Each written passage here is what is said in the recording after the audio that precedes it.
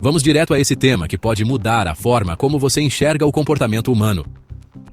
Você já teve um daqueles dias em que cometeu um errinho bobo, tipo esquecer de responder um e-mail, e de repente sua cabeça começa a criar um filme? Mas não é qualquer filme. É um longa-metragem de catástrofe.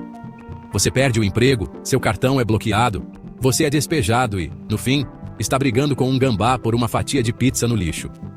Sim, parece engraçado contado assim. Mas para muita gente, isso é real. Ou, melhor, é vivido como real. Isso se chama pensamento catastrófico. E é como ter um diretor de Hollywood morando dentro da sua cabeça. Só que ele só filma tragédia. E você é sempre o protagonista azarado. Imagine seu chefe responde seco numa ligação. Uma pessoa tranquila pensaria, deve estar num dia ruim. Mas um cérebro com pensamento catastrófico já prevê o apocalipse. Vou ser demitido, ninguém mais vai me contratar. Vou acabar dormindo embaixo de uma ponte, e até meu gato vai me abandonar. É como se qualquer probleminha virasse um dominó gigante, derrubando tudo. E o pior, o sentimento é tão intenso que seu corpo começa a reagir como se aquilo estivesse realmente acontecendo. Estudos indicam que mais de 90% das tragédias que imaginamos nunca acontecem. E mesmo quando algo dá errado de verdade, normalmente conseguimos lidar muito melhor do que pensamos. Mas vai explicar isso para um cérebro em pânico por causa de uma vírgula fora do lugar. Agora imagine se, além desse caos interno, você ainda tivesse que lidar com o medo constante de ser rejeitado. É exatamente isso que muitas pessoas vivem, todos os dias. Aquele frio na barriga quando alguém não responde sua mensagem e você já sente que te odeiam. Ou quando alguém te critica, mesmo que levemente, e aquilo bate como um soco no estômago. Isso tem nome: disforia de sensibilidade à rejeição, ou RSD. É como se sua mente tivesse um botão de pânico, mas ele fosse disparado por qualquer microameaça. Não é só ficar chateado. É uma bomba emocional que explode dentro de você. Um simples não gostei pode doer mais do que um rompimento amoroso. Muitas pessoas com RSD viram mestres em agradar todo mundo. Dizem sim para tudo, não por bondade, mas por medo. Medo de errar, de ser julgadas, de não serem perfeitas. Outros reagem de forma explosiva. Choram, gritam ou se isolam. Recusam convites, evitam desafios. Porque a possibilidade de ser rejeitado parece mais dolorosa que a solidão. O mais cruel é que, muitas vezes, essa rejeição nem é real. A pessoa pode estar ocupada, distraída, sem sinal, mas na sua cabeça, ela já te excluiu, te apagou, te esqueceu. Isso não é frescura. É neurobiologia. Estudos em neurociência mostram que a dor da rejeição ativa as mesmas regiões cerebrais da dor física. Ou seja, ser ignorado pode doer tanto quanto um tapa na cara. Olha, é fácil rir de quem faz tempestade em copo d'água. Difícil mesmo é enxergar que, para quem vive isso, a tempestade parece real, o copo já transbordou e ela está se afogando em um mar de ansiedade. A boa notícia? Com autoconhecimento, apoio e, se preciso, terapia, é possível reescrever o roteiro. Dá para transformar o filme de desastre num documentário de superação. Porque, no fim das contas, sua mente pode até gostar de drama, mas você ainda é o roteirista da sua própria história. E aí, você já sentiu que está exagerando, mas não consegue evitar? Que uma mensagem que demora a chegar soa como rejeição? Ou que o silêncio de alguém querido parece um grito de desprezo? Às vezes, o cérebro aperta o botão de pânico antes mesmo de entender o que está acontecendo. E, quando você vê, já está com o coração acelerado, criando 1000 cenários na cabeça. Será que fiz algo errado? Será que ele não gosta mais de mim? Será que estou sozinho de novo? Isso não é exagero, não é fraqueza, é um alarme cerebral desregulado, comum entre pessoas com TDAH. Segundo estudos do Journal of Attention Disorders, até 99% dos adultos com TDAH relatam episódios de sensibilidade à rejeição. É como se cada gesto, cada silêncio, ganhasse um peso absurdo. Uma simples crítica vira uma facada na autoestima. Você pode abandonar um emprego ótimo só porque um feedback soou duro demais. Ou viver em alerta constante, achando que seu parceiro está prestes a ir embora. Esse medo corrói a intimidade, não porque você não ama, mas porque o medo de perder paralisa tudo. Esse medo corrói relações, escolhas, autoestima. Mas e quando o medo e a ansiedade não ficam só na mente e começam a se manifestar no corpo? Aí entramos num outro território. Os comportamentos compulsivos focados no corpo. Você pode pensar, é só nervosismo. Mas e se for algo muito mais profundo? Esses comportamentos têm nome: BFRBs. Comportamentos repetitivos focados no corpo. São ações compulsivas, muitas vezes automáticas, onde o próprio corpo se torna o alvo do estresse, da ansiedade, da dor emocional.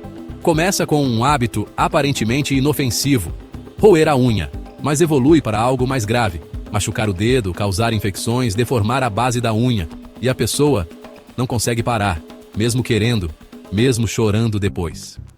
Tem também a dermatilomania, horas em frente ao espelho, cutucando a pele imperfeita até que ela realmente se torne uma ferida real. Alguns passam a vida de manga comprida, escondendo as cicatrizes, carregando um peso invisível. Outro exemplo? Tricotilomania, o ato de arrancar os próprios fios de cabelo, do couro cabeludo, das sobrancelhas, dos cílios, até que fiquem falhas visíveis. E para esconder, entra maquiagem, touca, vergonha, culpa. Essas pessoas não fazem isso por escolha. É como se suas mãos tivessem vida própria. O cérebro grita: conserta alguma coisa. E as mãos respondem, arrancam, roem, machucam, para aliviar uma dor que nem sempre tem nome. Durante o ato, há até uma certa sensação de alívio, como coçar uma coceira intensa, mas logo depois, culpa, dor, arrependimento, e o ciclo recomeça.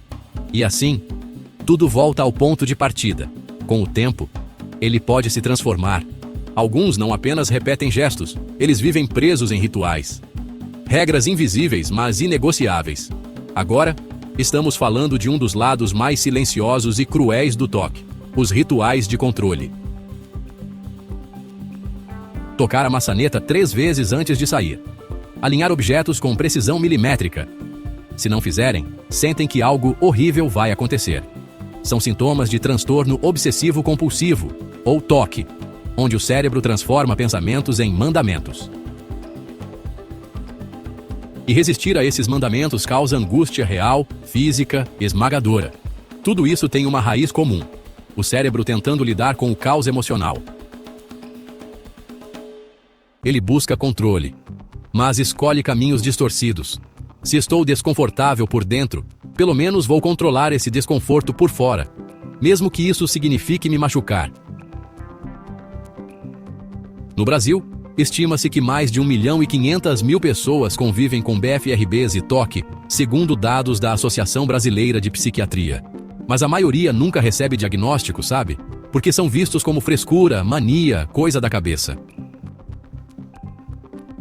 E talvez seja mesmo coisa da cabeça, mas da cabeça que sofre em silêncio porque aprendeu a fingir que está tudo bem.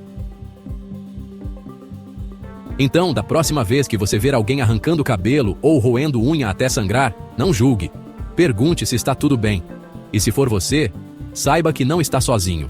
E isso tem tratamento, porque antes de ser um hábito, é um sinal de que seu corpo está implorando por ajuda. E olha, todo pedido de socorro merece ser escutado. Você já se pegou fazendo algo estranho e não sabia explicar por quê? Tipo, tocar o interruptor da luz 5 vezes antes de sair de casa. Ou alinhar objetos na mesa com tanta precisão que qualquer milímetro fora do lugar parece insuportável. Pode parecer esquisitice, mania. Mas para quem vive isso, não é frescura, é sobrevivência. Estamos falando de um dos aspectos mais silenciosos e torturantes do toque: os rituais de controle. E olha, não tem nada a ver com ser organizado ou perfeccionista. É medo. Medo real. De que, se você não fizer exatamente aquele gesto, algo catastrófico vai acontecer. É como se o cérebro colocasse uma cerca elétrica invisível ao seu redor. Se você não seguir as regras, mesmo que absurdas, o sistema de alarme dispara dentro de você. Já conheci pessoas que lavam as mãos até sangrar. Não por sujeira física, mas para limpar pensamentos ruins. Outros checam o gás 30 vezes. Ou releem a mesma página de um livro por horas, achando que, se deixarem passar um detalhe, algo terrível pode acontecer. E a parte mais cruel? Esse alívio que vem depois do ritual dura pouco. Minutos, às vezes segundos. Depois, a ansiedade volta. E o cérebro exige que o ritual seja feito de novo, às vezes com mais intensidade, mais passos, mais tempo. Você pode perder horas do dia tentando impedir que algo aconteça. E, ironicamente, O ritual se torna o próprio problema. Não é escolha, não é toque de personalidade. É um cérebro tentando recuperar o controle num mundo que parece ameaçador a cada esquina. Enquanto alguns tentam controlar o mundo ao redor, outros simplesmente desconectam. É como se o cérebro desligasse a tomada da alegria. E tudo que antes fazia sentido, agora parece vazio. Mas você não sente nada, nem alegria, nem tristeza. Só vazio. É como se sua alma estivesse assistindo à sua própria vida pela janela. Isso tem nome: anedonia. A incapacidade de sentir prazer nas coisas que antes te faziam feliz. Ela pode se manifestar de duas formas: anedonia social, onde interações viram fardos. Anedonia física, onde até o sabor da comida, o toque do vento ou um abraço perdem a cor. Segundo estudos da Universidade de São Paulo, a anedonia está presente em até 70% dos casos de depressão severa. Mas também aparece em quadros de ansiedade crônica, burnout e até como reação a traumas antigos. Não é preguiça, não é falta de vontade, é um circuito cerebral, aquele que libera dopamina, serotonina, prazer, que simplesmente falhou. Mas nem sempre é o prazer que some. Às vezes, é a paz. A paz de confiar no que o outro disse. A paz de não precisar perguntar de novo. É aí que nasce a compulsão por reafirmação. Seu cérebro, automaticamente, começa a gritar: ela me odeia. Falei algo errado. Devo perguntar de novo. E se estiver brava comigo? E se... Você já viveu isso? E mesmo quando tudo parece estar bem, sua mente ainda busca mais uma confirmação. Esse impulso de querer certeza o tempo todo tem nome: busca compulsiva por reafirmação. É quando você já sabe a resposta, mas o desconforto é tão grande que precisa ouvir o "tá tudo bem" mais uma vez, e outra, e mais outra. É como se a mente fosse um rádio com interferência. Mesmo que o outro diga não estou bravo, seu cérebro só ouve estática. E aí, você pergunta de novo, e de novo, até o outro cansar, ou até você se sentir culpado por ter exagerado. Essa busca desesperada não é para chamar atenção, é uma compulsão real, muitas vezes associada a transtornos de ansiedade ou toque. É o cérebro tentando lidar com a incerteza, com a sensação de "e se", que nunca some.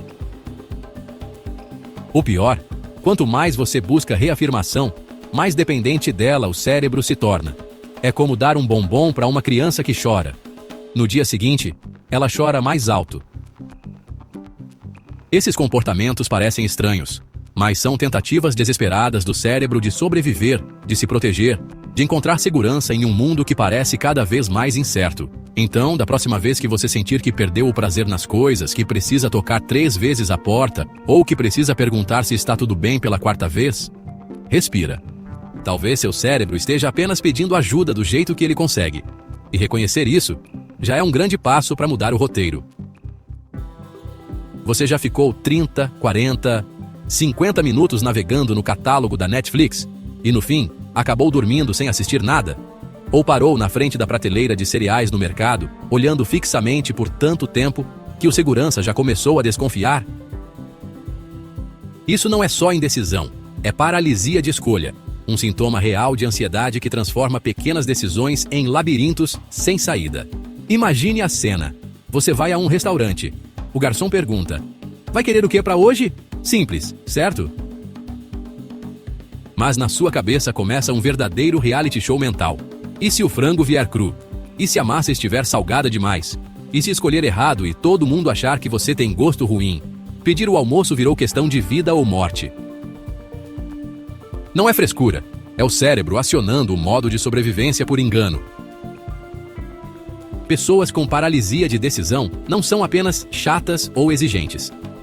Elas estão travadas num ciclo mental, onde cada escolha carrega o peso de uma possível catástrofe. E enquanto o mundo segue normalmente, a mente delas está ali, buscando aquela certeza absoluta, aquela sensação perfeita de "é isso, é".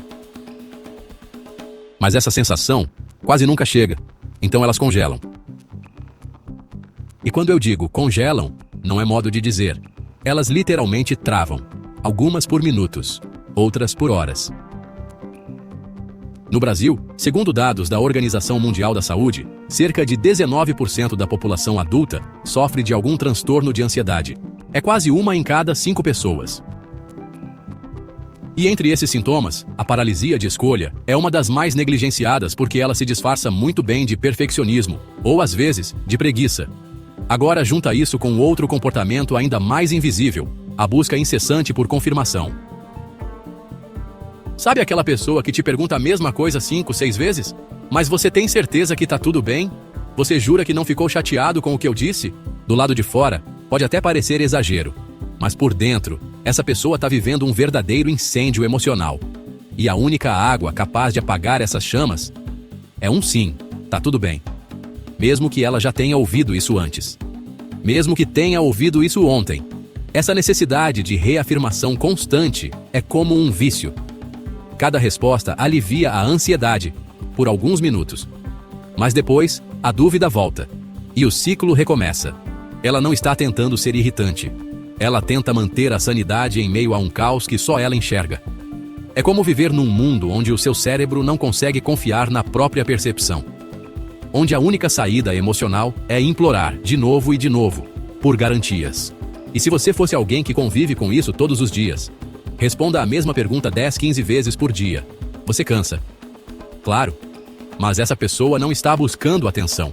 Ela está tentando controlar uma avalanche de incertezas que o cérebro dela insiste em fabricar. A verdade é, o cérebro humano é uma máquina incrível, mas cheia de falhas. E uma dessas falhas é acreditar que, com a escolha certa ou a confirmação certa, o medo vai embora. Só que, em muitos casos, o medo é o sistema. Ele se retroalimenta. E viver assim, cansa. Cansa muito. Viver assim, esgota. Mas reconhecer esse ciclo é o primeiro passo para quebrá-lo. Se você se viu em alguma dessas situações, saiba você não está sozinho. E sua história ainda está sendo escrita. Saiba, você faz parte de um grupo silencioso, mas real. E isso tem nome, tem causa e tem tratamento. A mente pode até criar monstros, mas com compaixão e conhecimento, ela vira sua maior aliada.